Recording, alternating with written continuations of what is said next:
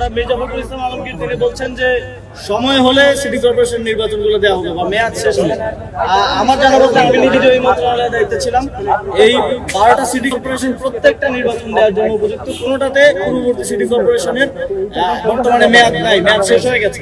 তো এমন অবস্থায় প্রশাসক নিয়োগ দেওয়া, নির্বাচন না দেওয়াটা আমি মনে করবো যে বিএনপি 11 দলীয় জোটের এবং শাপলা কলির পক্ষে যেই জনসমর্থন এসেছে সেটা দেখে তারা ভয় পেয়ে গেছে। এবং বিশেষ করে শহরগুলোতে আপনারা যদি ঢাকা শহরের 15টি আসনের যোগফল বের করেন যে কত ভোট 11 দলীয় জোট পেল, কত ভোট বিএনপির জোট পেল, সেখানে কিন্তু পুরো ঢাকা শহরে ভোটের সংখ্যার দিক থেকে 11 দলীয় জোট এগিয়ে আছে।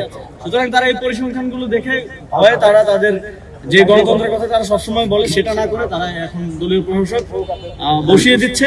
এবং আমরা তাদেরকে আহ্বান জানাবো, আপনারা যদি গণতন্ত্রের প্রতি সম্মান রাখেন, আপনারা যদি গণতন্ত্রে বিশ্বাস করেন এবং মনে করেন যে আপনাদের কিছুটা হলেও রাজনৈতিক গ্রহণযোগ্যতা আছে, তাহলে সাহস করে নির্বাচন দিন, প্রতিদ্বন্দ্বিতা করুন এবং মানুষের রায় নিয়ে সেখানে বসুন। কলমের খোঁচায় প্রশাসক না হওয়ার প্রতি আহ্বান থাকবে।